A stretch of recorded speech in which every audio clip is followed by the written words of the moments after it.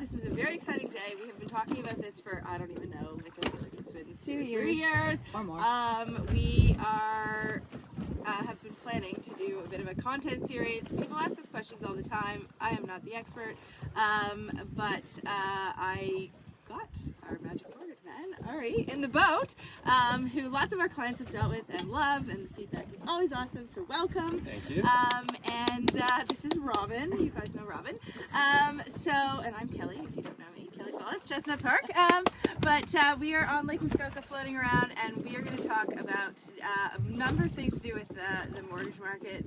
And just want to, off the jump, give us a brief bio. You are not a mortgage guy by original design, I guess. You've had many careers like I have, so give us a little bit of a run through of just a quick your background. Okay, super quick. Ari Ditkofsky, I'm with Dominion Lending Centers, their top producers team in Toronto, and I have always been a serial entrepreneur.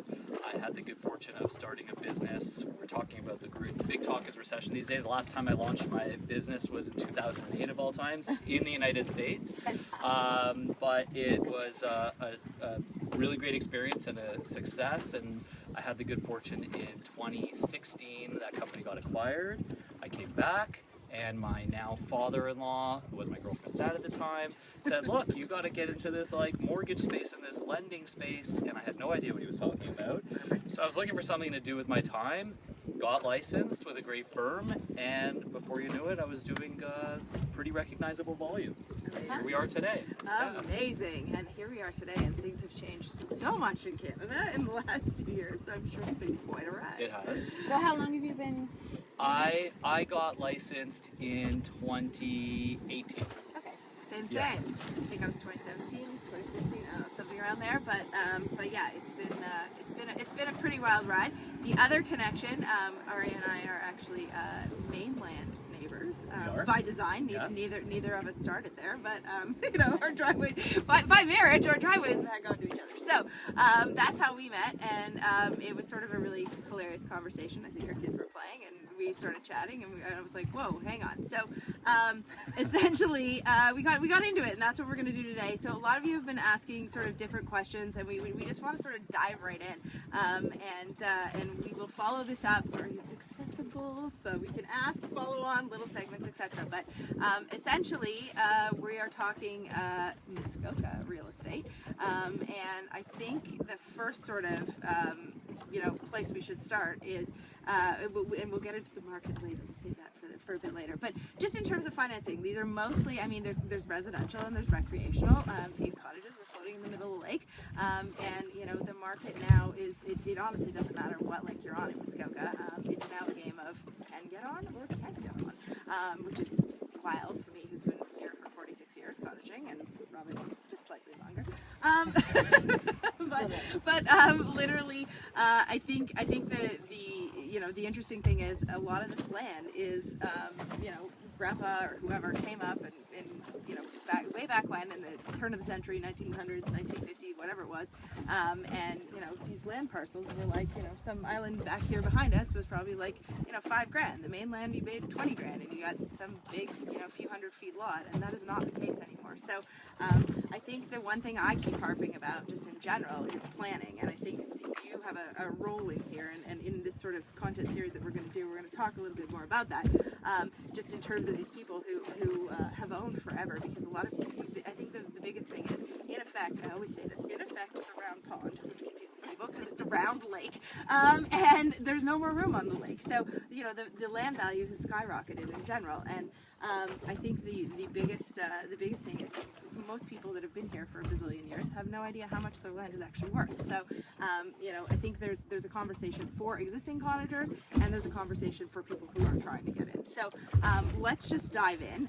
Secondary financing. So few ways to do it. Obviously, you could just take out a new mortgage, or you can refi or get a HELOC, which is a home equity line of credit, I think. Yeah, this is a mortgage. Yeah. So I'll just jump in here because I am totally not familiar with any of these things. I lived in the UK for a long time, but also Kelly's talking to people a lot. I'm sort of on the sideline, so I can talk like a brand new client and say, if I was coming to you, what are the options, and say them in normal language. Okay. Layman's terms, Okay. break it down. So Okay. so I come to you and I say, want a hey, cottage. Ari, I want a cottage. cottage. I need to Okay, so finance let's it. start with people who want to buy a Muskoka cottage. First off, we're talking about a certain audience that if they're buying cottages up in Muskoka these days, there's always cash, which is king. If they want to use cash, we're not talking about financing at all. Okay, that's the easiest one with no barriers. Then we could put a mortgage on the property. So when you said secondary financing, we were discussing that's in my language a little bit of a different terminology because then we're talking about a second mortgage. Yeah. We're talking about a second property. Right. Okay, so somebody mortgage wants on a second second property. property. That's Okay, right. right. So for a second property, we're going to look at the property, and when it comes to cottages, there is no blanket answer. It really is a one in, one out situational thing because banks are really going to scrutinize properties. Is it all season? Is it an island property or is it a mainland property? Those two things are going to be scrutinized completely differently. Okay, what lake is it on? Just like in the city, how banks might look at, what street is in or a different neighborhood. They look at marketability. I was going to say, does it not just come down to the value? Like, if an assessor has valued the property, then that's the end of that, right? No, not necessarily. I mean, look, that helps the bank. The bank is going to look at the property based on its appraised value, so on and so forth. But there's still a group of specific criteria that banks are going to look at in terms of their view of marketability because they're looking to de-risk. At no point, even though we may have a valuable asset, the banks don't want to be in the business of owning or selling these assets. They really don't. They're in the business of lending money and getting paid on interest, and that's it. So at the end of the day, they're going to look at their version of what's the most marketable. So they're looking at like the big three lakes, immediately that's already a plus, okay? If it's mainland, that's going to be a big plus over something that's island. That doesn't mean an island property they won't do, it just means that they want to see it. So now we have to get somebody out there. They're going to look at things like a water potability test. They're going to want to see. Now, people may have that. Do they have the blue light? You might know this. What's it called? The UV. The UV, the ultra system, UV system for filtering the water. If it has that, great. They want to know all these things. Is it on septic, right? Is there sewage?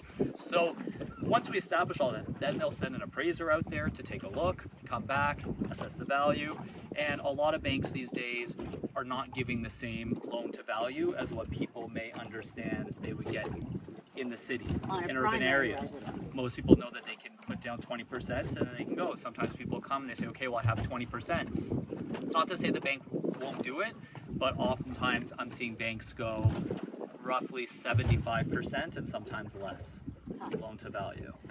And just from our experience in just doing islands, and I always say, and Andy and I always say, literally, islands have way less. I mean, it's just off the top of your head, would 50 be? Yeah, I've done deals where it's been 50%. Have you ever got 70? I just did one as well. Amazing. Yeah. Okay. So that's what I say, but it's one in, one out. You don't know, so I wouldn't be able to tell you because the bank's going to look at it, and also banks change their policies all the time. Right, all the time, and they say, you know what, we just don't need this product right now, and so they just may say for them, they go, we don't want it, so we're pricing it at 75. We're pricing it at 50. Yeah. You 50 will do the deal. If not, we don't need it. Yeah. Right? Do you feel like there's a trend because of what's going on in the economy over the past year in really tightening up on their lending policies? Or is Absolutely. Yeah, banks are asking more of clients, more paperwork they want to see, on all levels too, because for those of you watching at home, there's a lot of different verticals of lending. There's not just your conventional bank deals. There's other things called B lenders, which don't get discouraged by the name. It's not a bad thing. B lenders have a different product where, let's say, self-employed people tend to use the tax system to their advantage, right? Well put. And so, which there's nothing wrong with, nothing illegal there. It's a smart thing to do. Yeah. But let's say you're making all this money, you're not going to show that you're making all this money on your tax return. You're going to pay yourself as little as you want to pay, keep it in the business. But banks are like your Schedule A bank, your TDs, RBCs, the big five, they're going to look at what you're netting. So they're saying, oh, you're making millions, but you're only showing 65,000 of income. We can only use 65,000. A B lender's like, wait a minute, there's a wealth of oil under our feet with people who are just not doing that, but we know we can assess their business. We can look at their bank statements and see what they're bringing in, and then they will qualify you differently.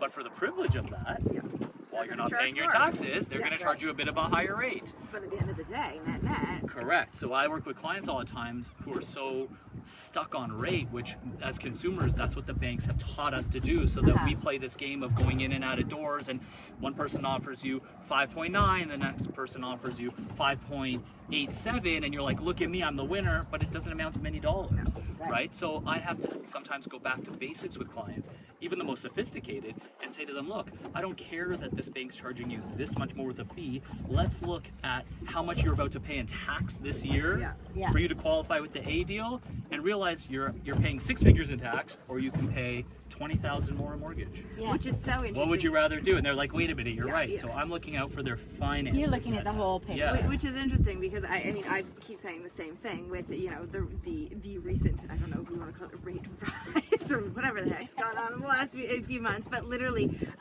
the price of cottages. I mean, during COVID, the biggest misconception out there, and I mean media doom and gloom is driving me nuts. But literally is that COVID drove the prices. COVID didn't drive the prices, drove the eyeballs. I mean, literally, we have signs posted around the lake. You have all these people stuck in their 4 walls, and they literally go for a drive, and they'd end up at some sign, and they call us and be like, "Hi, I'm at," and they have no idea where they were. And then they, basically as a result of all these people going, "Wait, what is this place? This is phenomenal." That's why the prices drove, and there's still a huge, pent up buyer demand that it's going to take 5 years to level it out.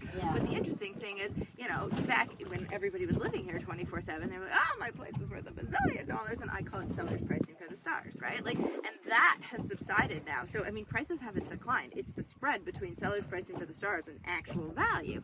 And I keep saying to people, listen, swing at the prices, because you're going to mortgage X, a majority of this thing if you can, and literally, like, the savings that you have at swinging at the prices versus paying a little more in a mortgage, it doesn't make any sense. Like, net long term, what are we talking about here? So it's interesting that you're doing a similar thing with that sort of the numbers, because I don't think people think big picture enough. They get really the bank is our friend. The bank is somebody at some bank is giving us a deal, and I was like, banks are not your friends, people. They are here to generate profits. Well, you hit on a lot of things there.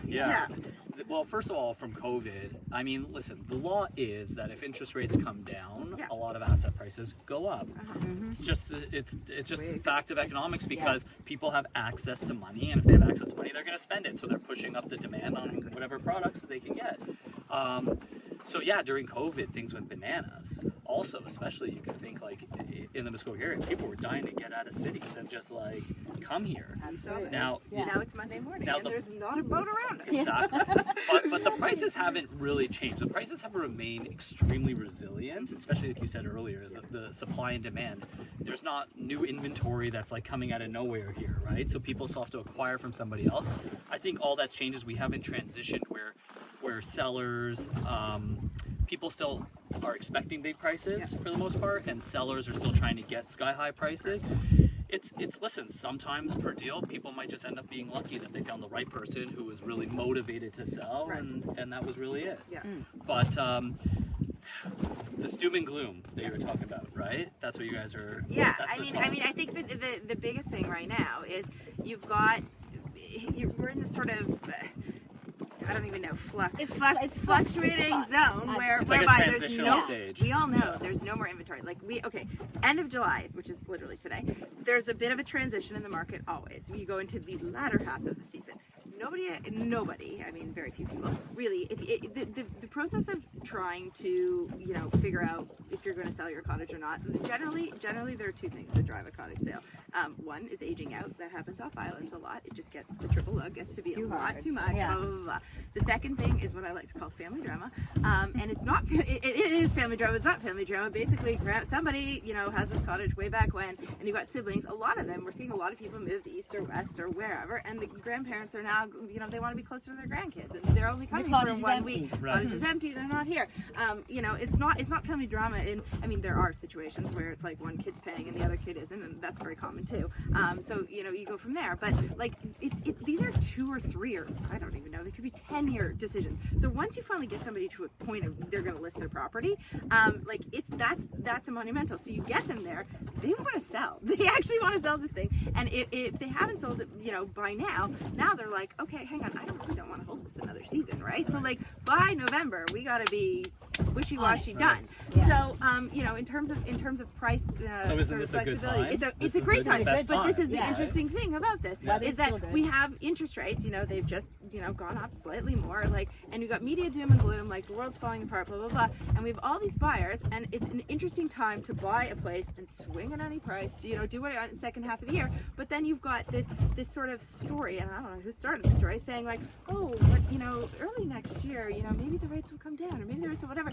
And my immediate thing was, well, hold on. Like right now, you can literally be basically the only player at the table, or maybe there's only 2 of the players at the table. The minute and I have no idea what's going on in the world. I'm not sure. You know, if you can speak to this, but literally, if the rates were to come down even a smidge, there's going to be 20 more people at the table because everybody thinks, oh my God, now's the time. Just, I know you're about to jump into, but question on that note as well. Can you not get a variable mortgage so that when the rates go down, your mortgage rate goes down? Of course. So get in now, wait for the rates to go down. But what if they go up? So, well, here's the thing. So that's Yeah, part of so, my yeah. education with the client, That's because it. every client is different. Every client sleeps differently. Yeah.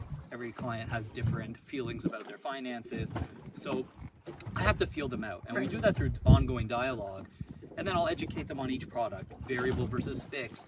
Are you okay at this cost? This is going to change. If they like variable, for example, here's a bank with a fixed payment variable, or here's a bank with a variable, meaning as the What's the variable rate difference? changes. What's a fixed payment? So a fixed payment variable is once the bank, whatever the rate is when it closes, Right. that's your payment. Uh-huh. It will stay your payment. Right. So what happens is if the rate goes up, that payment stays the same, But but, you're just- more of that payment goes towards interest Right. Okay. and less towards principal. And you're actually hearing a lot about that in this doom and gloom Yeah. news, because a lot of clients who are in that product have watched, you hear about trigger rates, have watched all of their payment become interest, none of it principal, and if anything, now it's not even covering the interest. Right. So the bank is notifying and saying, hey, and that scares people. Yeah, understood. That being said, we were talking about people saying the rates coming down, right?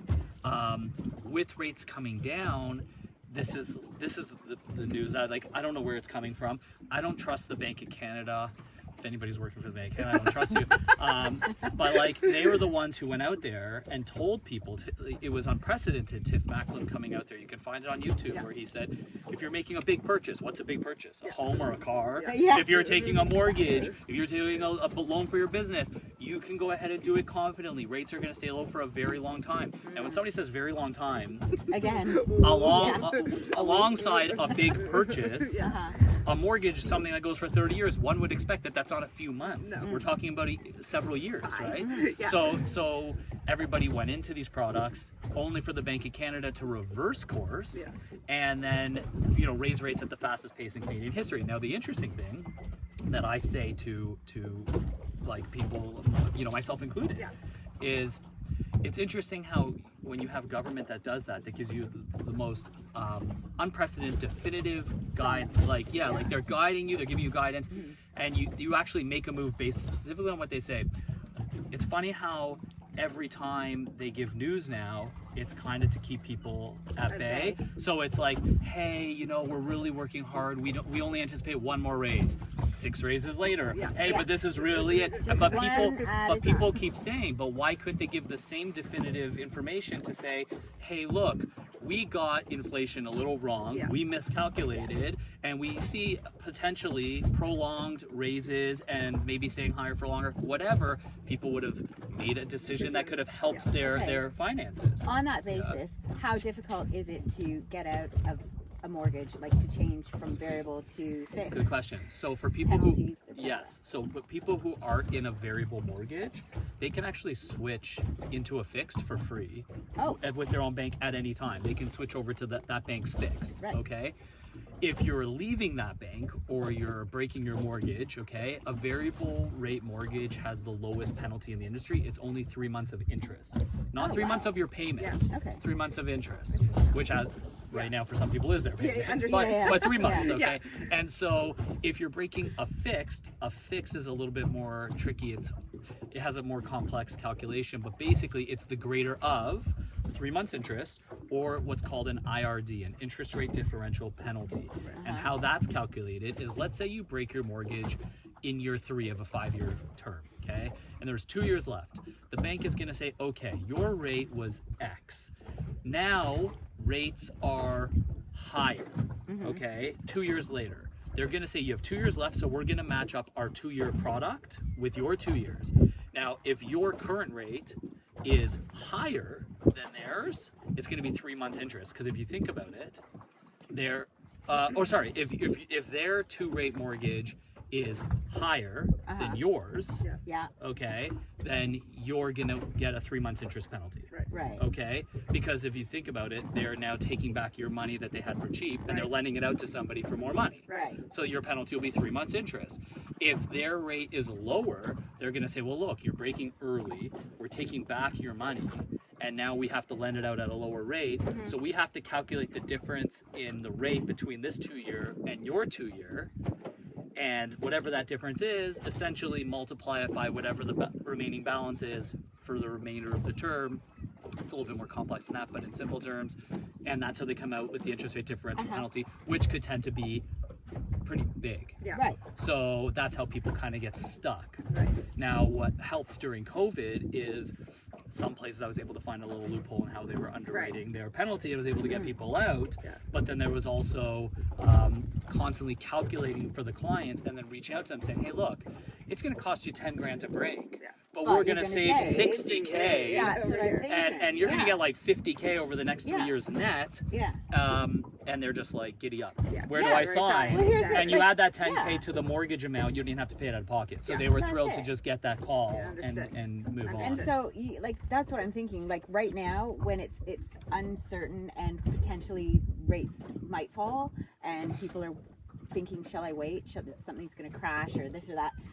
I think on that basis, I think if there's a good market with lots of properties and things that you're interested in, knowing that, it kind of gives you a bit of peace of mind, thinking perhaps I should just go and get what Yes. look at what's It kills there. me that people are always trying to time the market. Like, I mean, I get that, there's a they think there's going to be bottoms and what have you, but I mean, it's so situational, especially here. And you just in listening to you as well. I mean, I'm thinking, God, all day long. Like, I mean, every single client, like, it just out of pure curiosity, like during the peak of COVID, I mean, how many deals are you dealing with on a monthly basis, and has that deal flow slowed down at all to give you a chance to breathe? Because you must have been just slammed. During COVID, I couldn't breathe. No. It was every day, evening, weekend. It didn't matter. I'd be out on a jet ski and I'm getting my call, Ari, we're about to go live on this offer, and I'm like walking them through it or going back to my computer at the cottage. It's definitely, volume has slowed down, because there's no secret that for a lot of realtors, people are kind of in this transitional mindset on both sides. Yeah. Sellers having kind inventory. of Yeah, and inventory. So there's just less transactions happening. For me personally, I'm not speaking for anybody else in my industry. I welcome this a little bit of lighter volume, because like it's nice to see my kids and like spend time.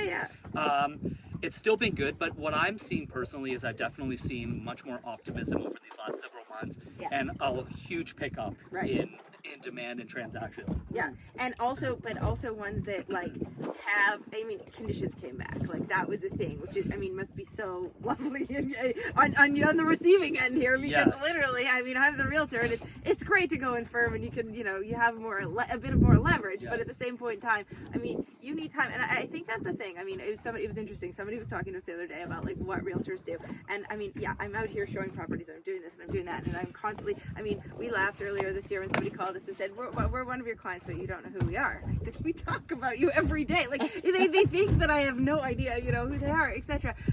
But it's interesting because then I spend like a ton of my time on the phone with you, and you know we're discussing numbers left, right, and center, the appraisers or whoever, at the same point in time the lawyers. Like, I mean, there's so much work that goes into every single deal to get it to the finish line, and having this team is key. But in terms of that, like how, I mean, like, you know, the quickest deal you've ever done to the longest deal, like, yeah, I mean, and what's the percentage of deals that like financing falls through, or the deal falls through because financing you can't get it? Like, how organized should you be if you're just thinking, I want to buy a cottage? Like, what's your advice generally? Right. So timeline is the first thing, right? Yeah. Like, you gotta say, even to get an appraiser out here is not the same as getting an appraiser of the city. So that could take days to get somebody to come out here. Let's say it's an island property. Somebody has to get out here. What would you say to somebody? Leave this amount of time. Yeah, I usually tell people, like, look, sometimes people are coming to me, they got referred after they've already bought. I didn't advise them in advance. They're coming to me, Ari, I'm closing in 18 days. Okay, the fastest deal I've ever done, believe it or not, I was in the car on my way up to Muskoka, and I got a call from a frantic agent saying, please, can you do what you can for my client? We're closing in 11 days. I said, listen, I'm in the car, I'm driving up to the cottage right now. If you put me on the phone, I'm here for like a couple more hours in the car. Let me speak to her and understand what's going on. I spoke to her.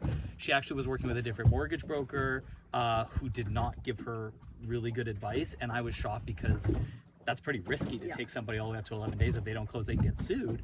And I just told her the truth. I said, look, I can't make you any promises except one, that I will speak to you all the way up to the cottage. And when I get there, I will get on my computer. And her and I worked literally up until like midnight. I called my underwriter at the bank that I knew I was going to bring the deal to, because I had learned about her deal on the way up. I told this bank, this is what it's going to be, and I really need your help calling in a favor here. The underwriter, thank God, hi Claudia, she really worked hard for me, and we got it done in one day.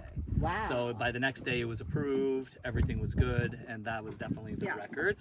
But yeah, I tell people, if you're asking me, I would say try to do it for like 30 days, like a month. Give yourself 30 days. There's nothing wrong with that. It gives you time, whether you're going to get inspected, whether we need to get the appraisal done. Give yourself 30 days on a deal, because a bank typically wants a deal to be complete, meaning once we've submitted it to them, they're going to come back and they're going to say, okay, based on the profile and the software that you've said, this person's income, all their debts, so on and so forth, please provide proof of such. It's not just like, hey, this is what we declare. They're going to say, here, let us see the bank statements, give us the letter of employment, give us the pay stubs, give us their tax returns if need be.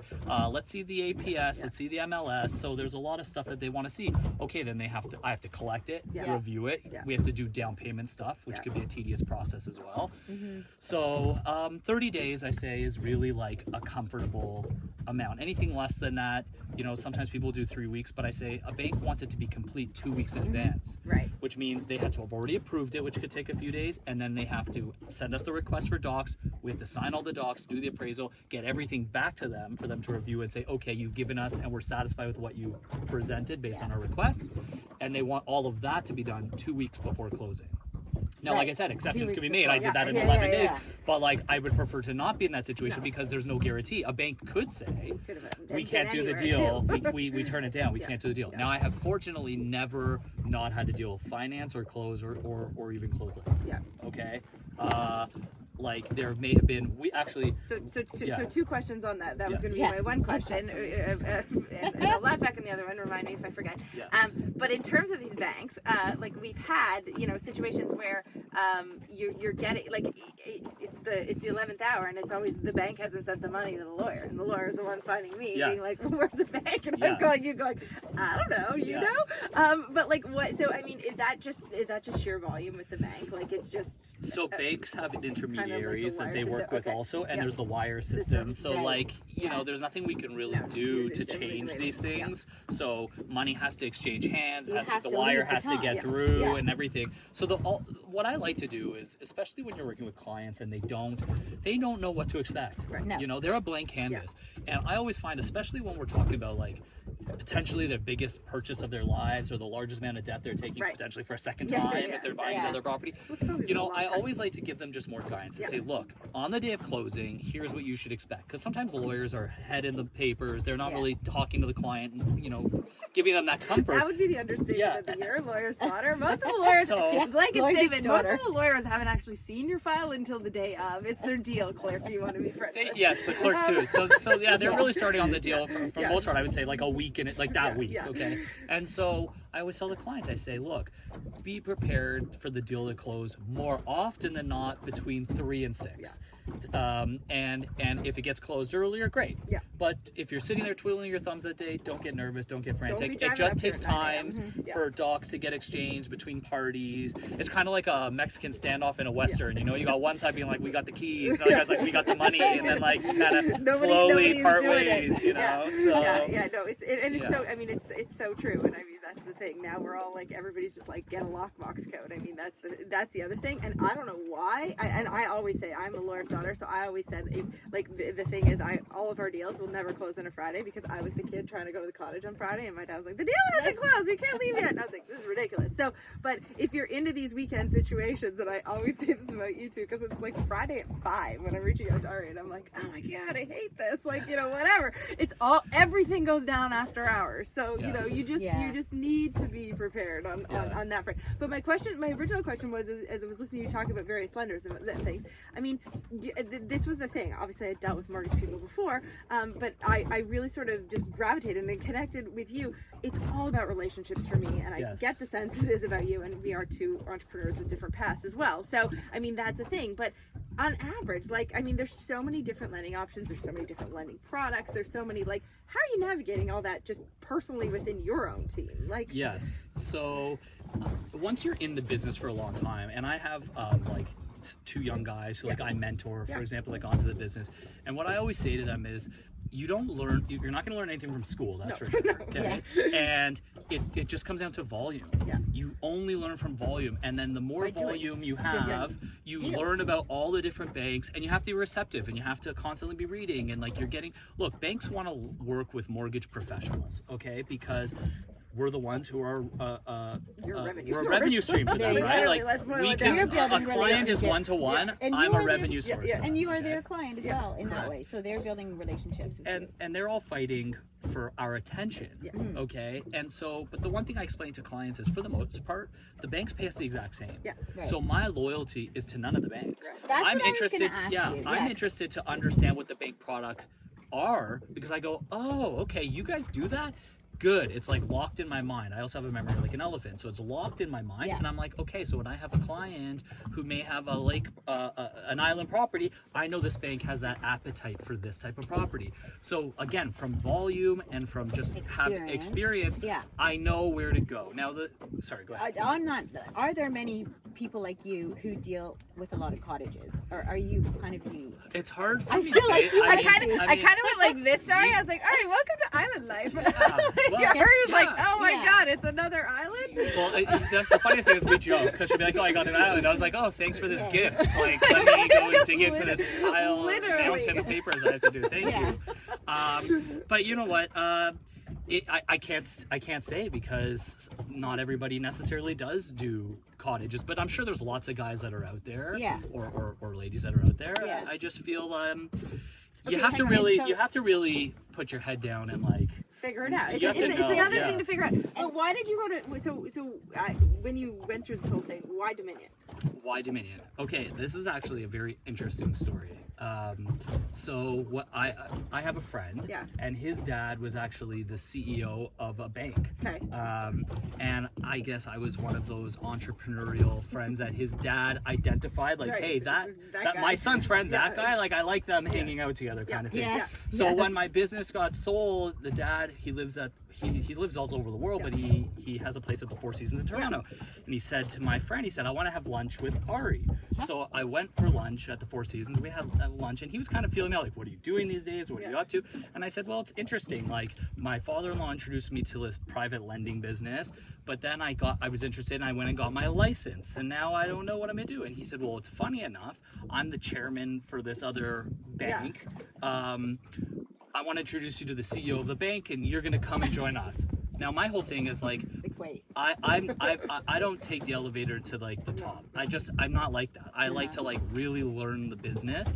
And so I said that straight up. I said, listen, I'm flattered, but it wouldn't do justice to this person. The pressure would be on me. I'm just a guy who knows nothing coming in, and it's not going to do anything for the bank either. So it's like it's a situation where I'm being set up to fail.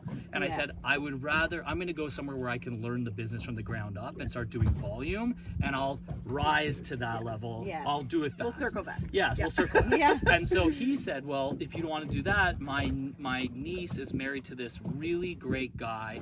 I vouch for him. He's good material. He has this brokerage at Dominion Lending. And so we got introduced, and this guy said, I don't take new people who just got their license. I work with people who at least have been in the business 10 years and are established and are doing volume. And I just said, well, thanks for your time. We didn't meet. This was through email, by the way. I said, thanks for your time. Maybe we'll cross paths. I plan on making a splash. He responds to my email, and he's like, I like your attitude. Why don't we just get together for a coffee? So we get together for a coffee, and I wasn't even doing that. He wrote me back, and he said this. And he's like, why don't we just meet? And I said, okay. So we met for a coffee at his office, and he said, you know what? I'm going to go against my policy that I've ever done. I really want to have you come join the team. And what's interesting is at the time, I had a younger cousin, I still have a younger cousin, who was in insurance, but he had a mortgage broker who was working in his office. And he said, well, why don't you come work with me? And it was also a really young guy, younger than me. And I went to go work with this guy, and I just found it really quickly. I'm very quick to like assess. Again, the entrepreneurial thing is, am I going to get any juice out of this fruit? Am I going to learn? And after a month, I realized, okay, I'm not going to learn here, and I can't waste my time. So I had actually rejected the Dominion Lending guy, and I told him straight up, I said, you know what, I'm actually going to go elsewhere, but I appreciate it. And I called him a month later, and I said, listen, his name is Peter. I said, Pete, I think I may have made a bad decision, because I don't think that I can learn much from this other agent. Is that offer still on the table? And he said, I think his exact words, like, with arms wide open. Like, you come. Amazing. And it's been like family ever since. Beyond. So Dominion is Canada-wide, or is it Dominion is Canada-wide, but it's the largest mortgage brokerage in Canada. And not affiliated with anybody. It's just it's Dominion Lending. Well, Dominion Lending, I think at this point, if I'm not mistaken, like they've even like own other brands that have come under it. I mean, they're humongous, by far the largest, and it's kind of similar to like a real estate brokerage, right? So there's different brokers who have their offices, and I'm not sure how many offices. But it's all like independently owned? It's I think a lot of them are independently owned. I know at least mine are independently owned. But they've done a great job, and I've been really happy there. That's amazing. So, because my question is like, why you? Why, or what are the alternatives if I was thinking I need a mortgage? And most people go directly to the bank, which I find. That's where I also find it fascinating, because the banks like, reach out to the me, and they're like, oh, send people this way, and I'm like, I don't, like, if I send somebody, it's so interesting, because I'm like, if I send somebody to you directly, there's only one option. I need this to work. I want to speak on that, because that's actually probably the biggest. People say, what's the biggest mistake you can make? And this isn't a plug for my industry. No. It's not for me, but I'm going to give people the largest mistake where they lose the most money. Not just getting in the mortgage, but throughout the lifetime of their mortgage. Now, banks understand that realtors, again, could be a revenue source for them. So banks are always reaching out or trying to make deals, or realtors, brokerage, say, hey, send all your deals to us. Okay? Blah, blah, blah. And They'll sweeten it they want to put in money, Yeah. commission, whatever. But here's the thing. A lot of realtors like you guys who care first and foremost about the quality experience your clients are going to get, because that's the brand you've built, a brand on quality, not money. Okay? Those people, you guys care most about the experience your clients are going to get. Now, here's the thing with banks, okay? And this is the biggest mistake people make. They trust their bank because they think, well, I have accounts at the banks, I have credit cards at the banks. The bank doesn't want to lose my business. Nope. The bank could care less. As bank soon as you leave, the bank has 100 people that replace you. They don't even blink an eye. So the bank has, you have to think of the bank as one thing. They are a retail business that sells banking products. That's it. They're not a financial advising business. Now, they have people who wear the title of financial advisor or private wealth banker or whatever. And we as people love stroking our own ego. So we say, oh, our bank doesn't want to lose my business. I'm too important. I know somebody's name there. I can call my guy and email. It's irrelevant. You are selling yourself short. And I'll tell you why. And I'll give you the same example I would give any fresh client, like you said, somebody who doesn't know the product. So let's say you buy a house. And let's say you're closing in 90 days. And you go to, let's name a bank. I don't know. Let's say HSBC. Okay? You bank with HSBC, you feel important with HSBC, so you go there. Now, let's say you're at HSBC and they give you this mortgage rate. You say, look, I've already spoken to 5 people and they gave me 5%. And HSBC is, we're going to beat that. We're going to give you 4.97. And you go, see? That's why I'm the smartest. I knew I'd come to you last, and I knew that you're going to treat me valuable because it's 4.97. Now, just so we're clear, okay? Just so we're clear. On $1 million loan, that 3 basis points is $300 in year one. Now, $300 is still money. $300 is still money, and they it's still past the post. It's still past the post. But here's the thing. So let's say you say, great, I'm signing up with HSBC, but you're closing in 90 days. Okay. A month later, HSBC lowers their rates. They're not doing marketing on TV. You don't see it on billboards. You have no idea. Does HSBC pick up the phone and say, hey, Kelly, we're going through our Rolodex of people who already signed their paperwork. You're at 4.97, but people who are walking in the bank today are getting 4.65, which is now actually much bigger than $300. And we just want to let you know that we're going to make less profit, and we've lowered your rate for you today. What are the odds of that happening? Zero. Now, if you were to call them and give them a shakedown because by chance you became aware of that, which what are the odds of that when you already put it away, you were done with your mortgage, you signed off, you're not thinking about it, you're back at life. So you're not thinking about that. So now you're already losing money. Okay, and sometimes those rates can go down multiple times before. That's one. 2, let's say you're in your mortgage. A mortgage has multiple renewal periods. You're paying it as fast as you can, but let's say more often than not, 20 to 30 years. So there's multiple periods. What is the maximum? The maximum is 30 years. 30 years. Yeah. And does it make a difference, second property, first property? No, Always 30 years. Okay. So you could do 30 or 25 or less. You could determine, but 30 is the max. So let's say now you're in your mortgage, okay? And there's, as I was saying earlier, you're on a 5-year term and there's 3 years left. Does your bank pick up the phone at HSBC and say, hey guys, you know what? We've calculated it for you, and if you pay a $10K penalty, you'll save 60 over the remaining years of your next 2 or 3 years. You'll save 60. If you go to TD, do they pick up the phone and say you should leave us? No. So you know what happens? You get all the way to year 5, but guess what? The time is gone. That 60K savings no longer exists to you. So you just lost 60K that you don't even know about. Because the bank is never going to tell you that. You know what they're going to do? They're going to hit you up a month before renewal, and they're going to say, hey, here's a great rate. We really value your business. Sign on the dotted line, and it's done. And they're not going to educate you on what's next. They're not going to educate you on maybe do we need to restructure this. You may have other purchases coming up. They're going to do nothing but try to keep you going locked in and in the dark. And so often people who think they're doing the right thing by chasing rate or working with their bank because they know a name, they're just losing money at their own ego. They're paying themselves to have an ego, and it's really awful because this is the same thing when you have a deal going. As we now know, sometimes people stop taking offers at 7:30 at night, and then you're in the next round. And I have people that are calling me at 11 o'clock to get this thing done. Your banker, I don't care who they are, they're not answering private wealth or whatever, they're not saying call me on my cell phone, I'll bring home a laptop and I'll log into my TD portal for you. It doesn't exist after 5. I have that all the time, trying to find something. But that's the big difference. So how do you make your money? Are you on commission? Great question. So I was saying earlier, so the banks pay me all the same. So how it works is, and I actually educate clients on this, because sometimes clients come and the first part of our conversation is, okay, and do you know what I do here? Because I actually want to understand from them first. What do you think is my role? That's it. Exactly. And then I understand how they value me as well. Like, what do you think my long-term value is? What do you think everything is? In a couple sentences, they already make it clear. So I'm there to educate them. Now, how do I get paid? banks will pay us a finder's fee. It's pretty standardized, Right. okay? And it's relative to the financing. But when people need to finance, there's no like negotiating really. They say, look, we're buying for $1 million and we're putting on $300,000. They come to me, okay, so you need a $700,000 mortgage. That's it. There's no sale, there's no anything. Yeah. I'm there to satisfy whatever they need. Yeah. Okay? So the bank is gonna give us a finder's fee based on a $700,000 mortgage. All the banks are the same, okay? Let's just say. They try to differ, but like it's nominal. It's irrelevant to me. So they're all the same. So when they give me my finder's fee, you have to understand that I'm not on their payroll. So like all their other expenses on the balance sheet that are constantly happening throughout the year, for me, they pay me nothing. But when I determine, as we were saying earlier, when I know which is the right bank for my client, that bank is lucky that they, at that point in time, because they're always changing their what they're offering, but at that point in time, for this client who needs that product, okay, so that bank is just lucky that they're in the right place at the right time for the product that they have. Right.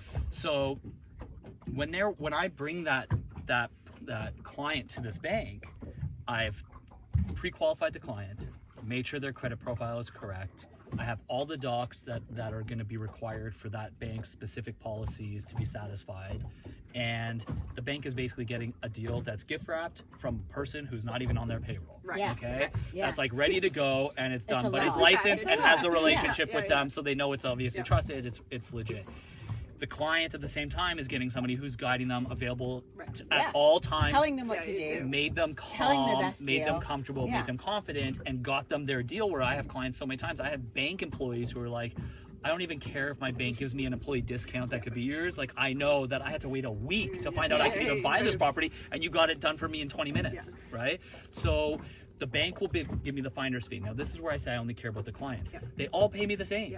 Right. So if I'm getting paid the same, all I care about is my long-term relationship. I was gonna that those say, clients are how- coming back to me and they're saying, they don't even think the second time. The first time they want to feel it out. What is this? Is this a sales guy? Is it not? The second time it's just like, Ari, I need this. calling And you. it's just like, here's what it is. And then the same thing out of their own selfishness, kind of to impress upon their family that they got the good people.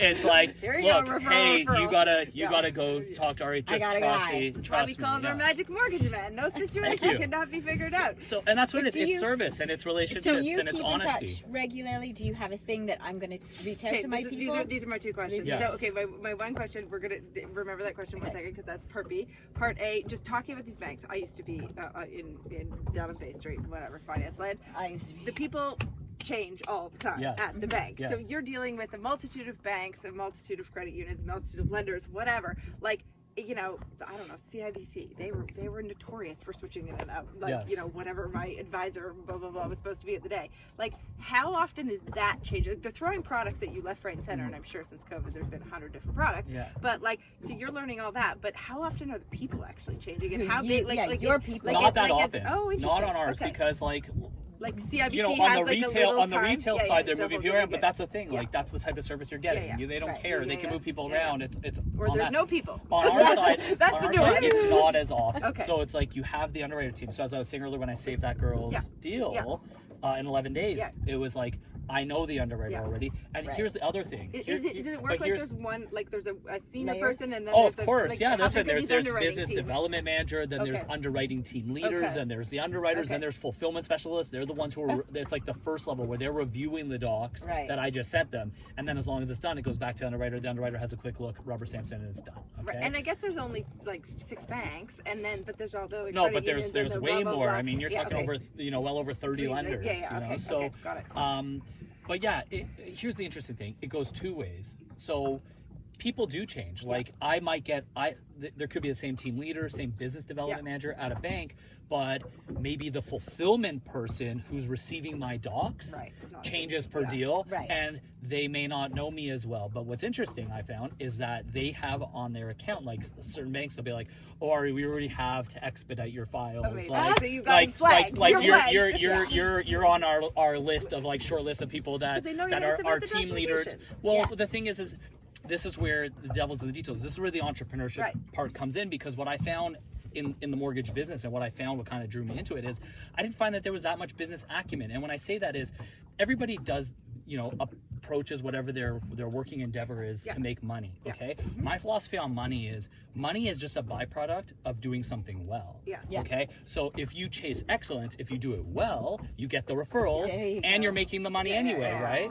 So Kelly, so so the whole thing is, it's the same thing on how you execute, not with your client. That you don't look at the money coming from the client, No. you look at it from every direction. So my underwriters, if I make them happy, they work fast for me, which produces fast results for my clients, which produces happiness and confidence from others, which gets more referrals. So with when I even work with the underwriters, they talk all the time how mortgage brokers literally just submit docs. Oh, yeah. Okay, they just like, here's a huge slew of docs that they're looking at, and they're like, I don't even know what to make sense of this. Yeah. I don't even know what I'm looking for when I open up this document. With me, when I'm submitting it, even for the underwriters, they're like, I can't believe you go to this level. I give them like the Da Vinci Code of explanations. I'll be like, on this document, you're gonna find on this date, here's this, that correlates to this document over here. That all they have to do is follow my email, click on the docs that are labeled, and they're like, makes my life so much You're easier. building your reputation with them and your clients, and it's like it's a win. But it works for me. I'm really doing it for me, but because if circling- I make his job easier and I make her life easier, it's easier. I'm doing my business properly. I'm chasing excellence. Okay, but right? this leads back to your question, which ties into my question, which is the question before, which is just talking about the business. And Robin was asking, literally, like, you know, if a rate goes down, flag, whatever. Do you Talk go about through tech. your Talk Rolodex? about tech. Yes. Like, I am not a paper person. I have as soon as Andy came on, I was like, we are not paper people. Like, everything's in files, organized.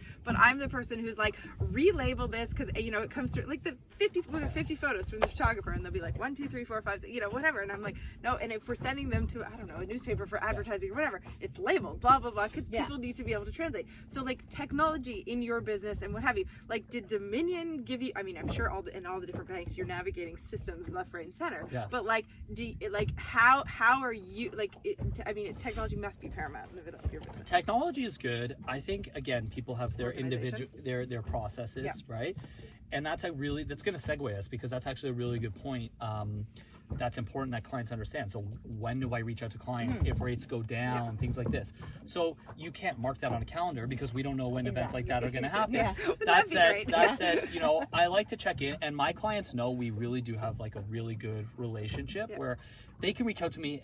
You know what? It's actually, they're very entitled, not in a bad way, to my clients. But like, my clients know that they can reach out to me at any time. They like, it's like they don't know, they can't do that with their accountant or anybody else. My clients will text me at 11 o'clock at night. They'll and I respond. And that's really what I think makes them have that trust, and that like There's that trust. that relationship is Trust. genuine. But when do I reach out to them? So let's say rates go down. When rates go down, I'm doing it again. This is also partially for me. It's selfish. It's not just for the client. It's for all of us. But if rates go down, I want to be reassessing all of my existing clients' numbers, because that tells me that there may be an opportunity to break them out. Now, as I mentioned earlier, the banks are paying me how much per year? Nothing. Right? So if I am providing value to my client, I'm making money. So my client, it's actually, we're in the exact same boat. So our interests are completely aligned. You want me to call you if rates go down, if I have an opportunity, and I want to call you. Why? Because if I can break you out and it's worthwhile to you, where you're saving tens of thousands of dollars, then you're going to say, yes, let's go. Now, aren't I now writing new paper that bank finds me? You get Is another a new finder's fee? So I am directly incentivized to find you what it wants. And I'm a which pit is bull great like that. for the client. Absolutely, So now, there are clients, now it's always a two-way street. Now, for example, with things like the variable rate, clients know, I have so many clients at this point that it's impossible for me in real time to get on the phone with every single client and to do it. So clients know that they can just call me, which they do know, at any time, or text me, hey Ari, can we hop on a quick call? And as soon as I get it, it's like one in, one out. Yes, let's talk about this. Let's figure out what the strategy might be for the variable. Do we want to switch to a fixed? Do you want to hang on? Here's the best type of option we have today, so on and so forth, right? So it's really a two-way street, but as it goes for like rates coming down, that is specifically predictable. That is like, okay, let's reassess as quickly as we can and see if there's somebody who can be broken out and it's in their favor right now to do. right? To save time. Yeah.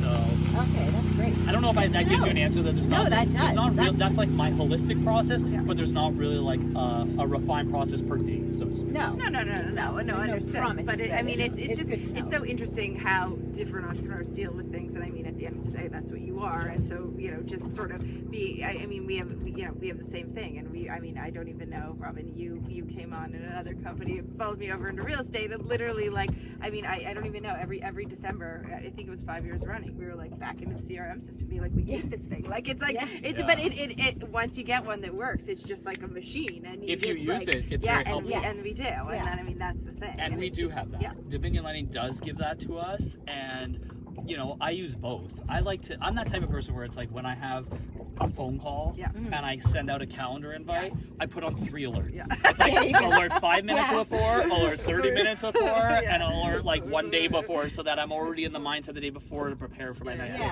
It's like everybody has their thing, but then for the CRM, same thing. I know like 5 months out, a year out, when they're going to be coming up for renewal, when to reach out, if we've gone there. If I haven't been able to break them out, that at least we're reaching out, so they know that I'm looking 1 year out to figure out what's going to be the most opportune time for them or best product, right? And just in terms of your whole practice, and I mean, it's now been, what did you say, 2018, so we're, I don't know, 5-6 years in, whatever. Like, I mean, are you thriving and loving the fact that things are like just constantly changing and no two situations are the same, or like it's kind of like how you feel? I do. I mean, from the background that I come from, for me personally, sometimes I feel like I'm not using all my muscles, kind of thing, right? Like I feel like I'm not. I'm used to like running teams and figuring out new products and managing, logistics, actual like logistics and travel and vehicles and you name it. But what I like about this is that every day I'm given something new. So you call me with an island, I'm like, okay, this is going to be fresh. I don't care about paperwork. The work is the work. Anybody who doesn't want to work to get paid is just not going to be getting paid very often. Okay. So for me, it's like, okay, here's a unique situation. This is cool, and I take a lot of pride in putting my stamp on that. Where somebody says, oh, we're having difficulty, I'm like, all right, so now how? Okay, let me assert myself. So to me, it's always like it's fun. And it's always a nice challenge. And, challenging but rewarding. And what I also like about it, interestingly enough, is I get to be a part of like a real memorable point in people's lives. It's a milestone. You're participating in something huge. Where I say to people, you guys say the magic mortgage guy, I'm like, I say the mortgage Sherpa. I'm gonna climb you up this mountain. I'll carry the weight. I'll carry the weight. I will get you to the I will get you to the peak. Okay. And so it's really rewarding when they get there. I'm dealing with people who are first-time buyers. I'm dealing with people who are 18th time buyers, but it's never. It's always an exciting point in their lives. Absolutely. It's always a refreshing point. They're having families. This is going to be their roof, and it's fun. Challenging. Well, and there's always, I mean, there's a natural curve like that with any deal, right? It's like the ebbs and flows. And where is this thing going, and where is it not going? And I mean, you at the same point in time, we've done deals together where you're like, listen, I'm not the best person for this deal. Like whatever, off you go. So I mean, I think, but I just think at the end of the day, it's so important to love what you do, and it's the same with us. I mean, I think the one thing from Realtor's perspective is I just can't believe how crazy busy it's gotten, and I'm sort of like you in the sense of you get to this point where you're just like, okay, we're just taking on these clients, whatever. And I mean, now we're at the point where the average turnaround is 2 to 3 years, and I'm like, I never expected these people were going to be here so long, and they're just hanging on, and we've developed this relationship that literally it's like I can't wait for them to get a cottage, move in, and like circle back for Docktails. I ran into somebody last week, and they were like, you gotta come see the renos, like come on by. Whatever. But it's this lifelong relationship, and it's a wild ride, and you never know where the hell we're going. To be a part of it all. And on the surface, people always look at getting a mortgage as if it's like the same for everybody. So everybody always has it. Well, my friends, they said this is the rate. They said rates are coming down. They said I did 20%.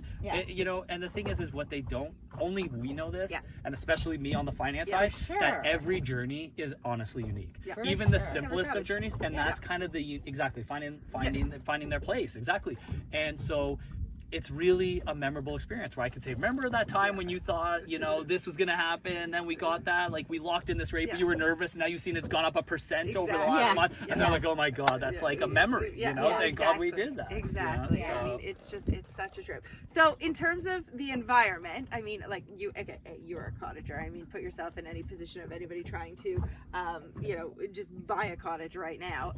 But just in terms of where we're going, I mean, I was just saying, you know, I think that, and I might have said this online or offline, I can't even remember, but I was just saying, you know, we're at this sort of crossroads in time. It's the latter half of the season. You know, people are here.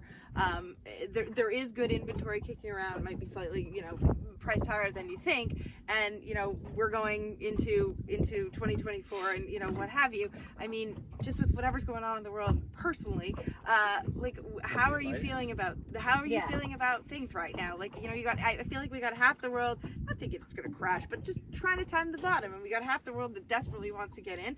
And I mean, I'll be the first to say, I don't think there's going to be a flood of inventory. So it's kind of slim pickings. And we're not just talking big three. I mean, you can look at any of the little lakes around. We can go up 169 here and go like Muldrow, Turtle, Pine, Loon, Long, like blah, blah. There's maybe one or two places. That's it. This is my big piece of advice. This is what I think. This is my big piece of advice. So what I always like to tell people is that I have to advise on what is today. Right. If I have to get into the business of speculating, completely speculating, Yeah. but then the conversation could change day to day, client to client, based on that client's thoughts. Yeah. And I could just be giving bad advice that's changing each way. Now, what we know today is exactly what you said. There is certainly a finite amount of inventory. Yes, okay. we know that. There's generational families. There are a lot of reasons why you don't just think that people, especially a lot of times it could be generational. There could be families that have just been up here a long time. And nowadays, you know, the way the economics work is there's a lot of money that's out here too, that's coming and buying too. So you have to think that these are the types of demographics that are not necessarily fire selling their properties tomorrow. And there's so much more demand to be here anyway that it's like the one in, one out. As soon as there's one that's for sale, there's somebody there to buy it, right?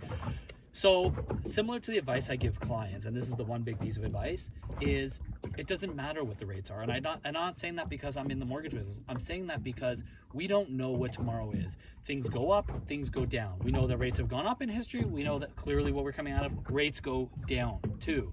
So what we also know is finite is our time, which nobody knows is guaranteed here. Yeah. And when you're coming to buy a second property, more often than not, that property is for your actual leisure, enjoyment, family time, peace of mind, enjoying the time you have on this earth, literally. So you can't necessarily time the market. Don't try to be the smartest in the room. What we do is you work with someone like myself who will then put you in a position where you will be extremely knowledgeable, confident about your finances, and most importantly, comfortable. Just because you qualify for something does not mean that you are comfortable spending what you're qualified for. So once we hone in on that and we figure out what the exact amount is, what your comfort levels are, you can go purchase with confidence and say, this isn't going to hurt us, this is fine, and do it. And rates go up, rates come down. In 5 years they could be down. They were up now because in order to buy the house that you fell in love with, that you know for certain that's a fact today, okay, so rates are here. But if you feel comfortable with what that costs per month and you can afford it, then you move ahead with it. And in the future, rates come down and it all evens out. But you know what doesn't happen? If you lose the house that you fell in love with, that you've been looking for so long, it's gone. So what I always say to people is you don't buy a house for a rate. A rate enables you to have certain comforts with buying your house. But when you find the property you love, you got to be able to move ahead. And the best way to do that is to put yourself with time on your side, with a great team that educates you, that finds you the place you love, that makes it comfortable for you from the financial side. What more can you ask for?